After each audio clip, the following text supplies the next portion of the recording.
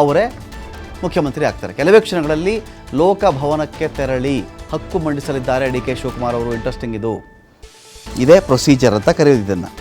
ಯಾರನ್ನು ಒಂದು ರಾಜ್ಯದಲ್ಲಿ ಅತ್ಯಧಿಕ ಸೀಟ್ಗಳನ್ನು ಪಡೆದುಕೊಂಡು ಬಹುಮತಕ್ಕೆ ಬೇಕಿರತಕ್ಕಂತಹ ಶಾಸಕರ ಸಂಖ್ಯೆಯನ್ನು ಒಳಗೊಂಡಿರತಕ್ಕಂತಹ ಒಂದು ಪಾರ್ಟಿ ತನ್ನ ನಾಯಕ ಯಾರು ಅಂತ ಅನೌನ್ಸ್ ಮಾಡುತ್ತೋ ಆ ಅನೌನ್ಸ್ಮೆಂಟ್ಗೆ ಒಳಗಾದಂಥ ನಾಯಕನ ಹೆಸರು ಅಥವಾ ನಾಯಕ ಸೀದಾ ಎದ್ದು ನಡೆಯೋದು ಎಲ್ಲಿಗೆ ಅಂದರೆ ಲೋಕಭವನಕ್ಕೆ, ರಾಜ್ಯಪಾಲರ ಮುಂದೆ.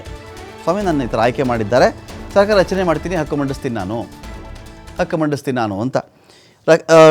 ಡೀಟೇಲ್ಸ್ ಕೊಡಲಿಕ್ಕೆ ರಾಕೇಶ್ ಇದ್ದಾರೆ. ರಾಕೇಶ್, ಒಂದು ಕಡೆ ಸ್ವಲ್ಪ ಗೊಂದಲ ಕಾಣಿಸ್ತು. ಈಗ ಸಿದ್ದರಾಮಯ್ಯನವರು ಡಿ ಕೆ ಶಿ ಹೆಸರು ಅವರು ಹೈಕಮಾಂಡ್ ಹೇಳಿದ್ದು ಅಂತೇಳಿ ಅದೇನು ಕ್ಲಾರಿಟಿ ಸಿಗ್ಬೋದಾ ಅದ್ರ ಬಗ್ಗೆ ಅಂತ? ರಮಾಕಾಂತ್, ಕಾಂಗ್ರೆಸ್ನಲ್ಲಿ ಈ ಹಿಂದಿನಿಂದಲೂ ಕೂಡ ಒಂದು ಪದ್ಧತಿಯನ್ನು ಅನುಸರಿಸಿಕೊಂಡು ಬರಲಾಗ್ತಾ ಇದೆ. ಅಂದ್ರೆ ಇಲ್ಲಿ ಶಾಸಕಾಂಗ ಪಕ್ಷದ ಆಯ್ಕೆ ಮಾಡುವುದಕ್ಕಿಂತ ಮೊದಲು ಹೈಕಮಾಂಡ್ ನಾಯಕರಿಗೆ ಈ ವಿಚಾರವನ್ನ ಗಮನಕ್ಕೆ ತರಬೇಕು.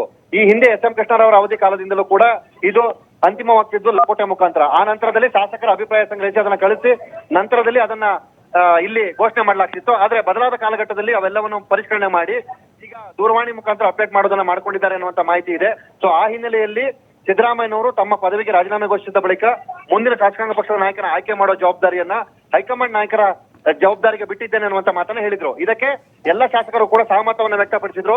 ಅದಕ್ಕೆ ಪರಮೇಶ್ವರ್ ಅವರು ಅನುಮೋದನೆಯನ್ನ ಕೊಟ್ಟರು. ಹೀಗೆ ಈ ವಿಚಾರವನ್ನ ಕಾಂಗ್ರೆಸ್ಸಿನ ವೀಕ್ಷಕರಾಗಿ ಬಂದಿದ್ದಂತಹ ರಾಜ್ಯ ಉಸ್ತುವಾರಿ ನಾಯಕರಾದಂತಹ ಸುರ್ಜೇವಾಲಾ ಮತ್ತು ಪ್ರಧಾನ ಕಾರ್ಯದರ್ಶಿ ವೇಣುಗೋಪಾಲ್ ಅವರು ಎಐಸಿಸಿ ಅಧ್ಯಕ್ಷರ ಬಳಿಗೆ ತೆಗೆದುಕೊಂಡು ಹೋದ್ರು. ದೂರವಾಣಿ ಮುಖಾಂತರ ಅವ್ರ ಜೊತೆ ಮಾತುಕತೆ ಮಾಡೋದಕ್ಕೋಸ್ಕರ ಸಭೆಯಿಂದ 3 ನಿಮಿಷಗಳ ಕಾಲ ಹೊರ ನಡೆದು ಸಿದ್ದರಾಮಯ್ಯನವರ ಉಪಸ್ಥಿತಿಯಲ್ಲಿ ಅಲ್ಲಿ ಮಾತುಕತೆಯನ್ನ ಮಾಡಿದ್ರು. ನಂತರ ಅಲ್ಲಿಂದ ಬಂದ ಸೂಚನೆ ಮೇರೆಗೆ ಯಾರ ಹೆಸರನ್ನು ಅಂತಿಮಗೊಳಿಸಬೇಕು ಅನ್ನೋದನ್ನ ಫೈನಲ್ ಮಾಡ್ಕೊಂಡು ಬಂದು ನಂತರ ಈಗ ಸಭೆ ಮತ್ತೆ ಆರಂಭವಾಗಿದೆ.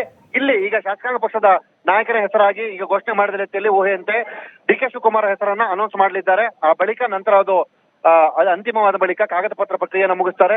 ನಂತರ ಇದನ್ನ ತೆಗೆದುಕೊಂಡು ರಾಜಭವನಕ್ಕೆ ಒಂದು ತಂಡ ಹೊರಡುತ್ತೆ. ಸಾಧ್ಯವಾದ್ರೆ ಶಾಸಕಾಂಗ ಪಕ್ಷದ ನೂತನ ನಾಯಕರಾಗಿ ಆಯ್ಕೆಯಾಗಿರುವವರೇ ರಾಜಭವನಕ್ಕೆ ತೆರಳಿ ಸರ್ಕಾರ ರಚನೆಗೆ ಹಕ್ಕನ್ನ ಮಂಡಿಸ್ತಾರೆ. ಈ ಸಂದರ್ಭದಲ್ಲಿ ಉಳಿದಂತೆ ಈ ಎಲ್ಲ ಬೆಳವಣಿಗೆಗಳ ಬಗ್ಗೆ ಮಾಹಿತಿ ಕೊಡೋದಕ್ಕೆ ಎಸಿಸಿ ವೀಕ್ಷಕರು ಮಾಧ್ಯಮಗಳ ಪ್ರತಿಕ್ರಿಯೆಯನ್ನ ಅಥವಾ ಮಾಧ್ಯಮ ಗೋಷ್ಠಿಯನ್ನು ಆಯೋಜನೆ ಮಾಡ್ತಾರೆ. ರಮಾಕಾಂತ್, ಅಂದ್ರೆ ಎಷ್ಟೊತ್ತಿಗೆ ಇದು ಲೋಕಭವನಕ್ಕೆ ತೆರಳುವಂತ ಚಾನ್ಸಸ್ ಇದೆ ಅಂತ ರಾಕೇಶ್? ಎಷ್ಟೊತ್ತಿಗೆ ತೆರಳಬಹುದು? ಆಲ್ರೆಡಿ ಫೈನಲ್ ಆಗಿದೆ ಯಾರು ಶಾಸಕಾಂಗ ಪಕ್ಷದ ನಾಯಕ ಅಂತ ಹೇಳಿ. ಎಷ್ಟೊತ್ತಿಗೆ ಹೊರಡಬಹುದು ಇವರು ಅಂತ? ರಮಾಕಾಂತ್, ಈಗ ಅಂದ್ರೆ ಕೆಲವೇ ಕ್ಷಣಗಳ ಹಿಂದಷ್ಟೇ ಈ ಪ್ರೊಸೀಜರ್ ಅನ್ನ ದೆಹಲಿಯಿಂದ ಬಂದಿರುವಂತಹ ಸಂದೇಶವನ್ನು ಹಿಡಿದುಕೊಂಡು 3 ನಾಯಕರು ಒಳಗೆ ಬಂದ್ರು. ಇದಾದ ನಂತರದಲ್ಲಿ ಈಗ ಹೊಸ ಶಾಸಕಾಂಗ ಪಕ್ಷದ ನಾಯಕನ ಘೋಷಣೆಯಾದ ಬಳಿಕ ಶಾಸಕರು ಅವರನ್ನು ಅಭಿನಂದಿಸಬೇಕಾಗಿರುತ್ತದೆ. ಹಾಗೆ ನಿರ್ಗಮಿತ ಸಿಎಂ ಆಗಲಿ ಮತ್ತೆ ಪಕ್ಷದ ಹಿರಿಯ ನಾಯಕರುಗಳು ಆ ಬಗ್ಗೆ ಮಾತನಾಡಬೇಕಾಗುತ್ತೆ.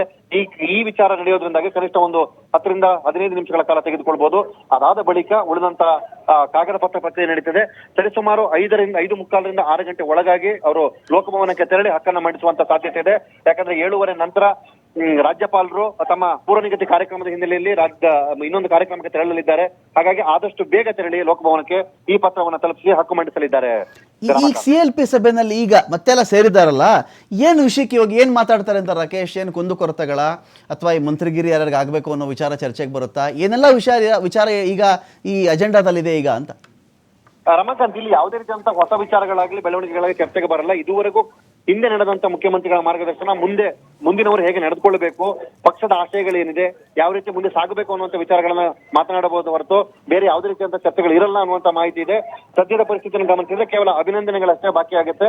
ಆ ಪ್ರೊಸೀಜರ್ ಅನ್ನ ಅವರು ಮಾಡಿ ಮುಗಿಸಿ ನಂತರ ಹೆಸರನ್ನ ಘೋಷಣೆ ಮಾಡಿ ಮುಂದುವರಿಯುವಂತ ಪ್ರಕ್ರಿಯೆ ನಡೆಯಲಿದೆ. ರಮಾಕಾಂತ್, ಯಾರಾದ್ರೂ ಗೈರಾಗಿದ್ರಾ ರಾಕೇಶ್? ಇವತ್ತು ಶಾಸಕರು ಎಲ್ಲರೂ ಗೈರಾಗಿದ್ರ ಏನಾದ್ರು ಅಂತ?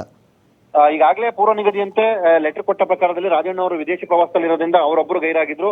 ಉಳಿದಂತೆ ಬಹುಪಾಲು ಎಲ್ಲ ಶಾಸಕರುಗಳು ಕೂಡ ಉಪಸ್ಥಿತರಿದ್ರು.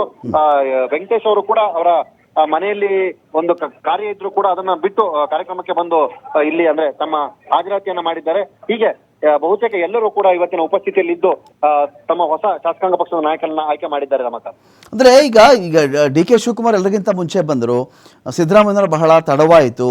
ಇನ್ ಬಿಟ್ವೀನ್ ಸಿದ್ದರಾಮಯ್ಯನವರು ಬರುವ ಡಿ ಕೆ ಶಿವಕುಮಾರ್ ಬಂದಾದ ನಂತರದ ಒಂದು ಮಧ್ಯದ ಕಾಲಘಟ್ಟ ಇತ್ತಲ್ಲ, ಅಲ್ಲೇನಾದ್ರು ಚರ್ಚೆಗಳಾಗಿತ್ತಾ? ಮಂತ್ರಿಗಿರಿ ಇನ್ನೊಂದು ಮತ್ತೊಂದು ನಮ್ಮನ್ನ ಅತಂತ್ರ ಮಾಡಬೇಡಿ ಹಾಗೆ ಹೀಗೆ ಇವೆಲ್ಲ ನಡೆದಿತ್ತಾ ಅಂತ? ಅಂತ ಬೆಳವಣಿಗೆಗಳು ಯಾವುದು ಇದುವರೆಗೂ ದಾಖಲಾಗಿಲ್ಲ. ಅಂದ್ರೆ ಒಳಗಿದ್ದಂತವರು ತಮ್ಮ ಮುಂದಿನ ಭವಿಷ್ಯ ಏನಾಗ್ಬೋದು ಅನ್ನೋದ್ರಲ್ಲಿ ಪರಸ್ಪರ ಶಾಸಕರು ಚರ್ಚೆಯಲ್ಲಿ ಇದ್ರಂತೆ ಅನ್ನುವಂತ ಮಾಹಿತಿ ಇದೆ. ಆದ್ರೆ ಕೆಪಿಸಿಸಿ ಅಧ್ಯಕ್ಷರಾದಂತ ಶಿವಕುಮಾರ್ ಅವರ ಬಳಿ ಆಗ್ಲಿ ಅಥವಾ ಪಕ್ಷದ ನಾಯಕರ ಬಳಿ ಆಗ್ಲಿ ಈ ಬಗ್ಗೆ ಯಾವುದೇ ಚರ್ಚೆ ಮಾಡಿಲ್ಲ. ಆದ್ರೆ ಇನ್ನೊಂದು ಮಾಹಿತಿ ಮೂಲದ ಪ್ರಕಾರ ದೆಹಲಿ ವೀಕ್ಷಕರ ಬಳಿ ಒಂದಷ್ಟು ಮಂದಿ ತಮ್ಮ ಬೇಡಿಕೆಯನ್ನ ಹೇಳ್ಕೊಂಡಿದ್ದಾರೆ. ಹೊಸ ಸರ್ಕಾರದಲ್ಲಿ ನಮ್ಗೆ ಅವಕಾಶವನ್ನ ಮಾಡಿಕೊಡೋ ಪ್ರಯತ್ನವನ್ನ ಮಾಡಬೇಕು, ಹೊಸ ತಲೆಮಾರಿಗೆ ಜಾಗವನ್ನ ಕೊಡಬೇಕು ಅನ್ನೋ ಮಾತನ್ನ ಹೇಳಿದ್ದಾರೆ ಅನ್ನುತ್ತಿದೆ. ಸೊ ಈ ವಿಚಾರವನ್ನ ಮೂವರು ನಾಯಕರು ಅಂದ್ರೆ ಸುರ್ಜೇವಾಲಾ, ವೇಣುಗೋಪಾಲ್ ಮತ್ತು ಸಿದ್ದರಾಮಯ್ಯನವರು ಚರ್ಚೆ ಮಾಡಿದ್ದಾರೆ ಅಂತ ಹೇಳಲಾಗ್ತಾ ಇದೆ. ಇದನ್ನು ಹೊರತುಪಡಿಸಿ ಅಂತ ಹೊಸ ಬೆಳವಣಿಗೆಗಳ ಮಾತುಕತೆಗಳು ಯಾವುವು ಇದುವರೆಗೂ ಮಾಹಿತಿಗೆ ಬಂದಿಲ್ಲ. ಧಮಕ. Okay, thank you Rakesh.